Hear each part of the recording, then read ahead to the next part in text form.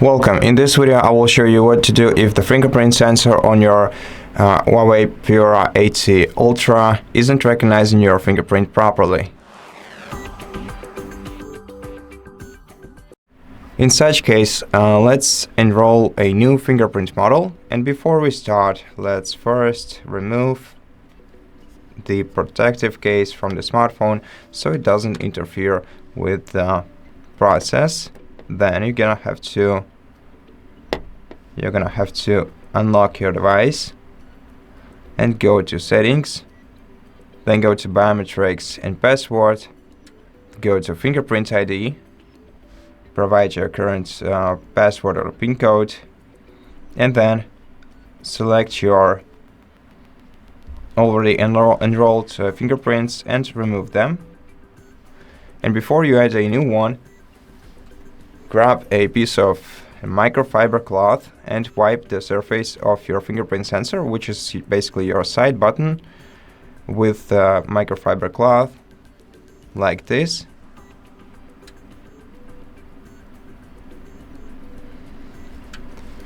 And once it seems smooth and clean to you, select a new fingerprint and place your finger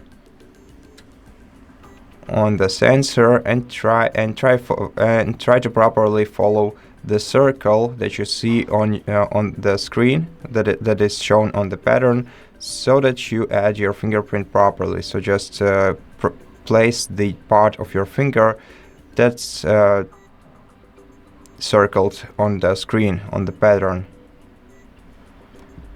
Then click OK. And before we proceed, let's go back to settings and check if this device's software is up to date.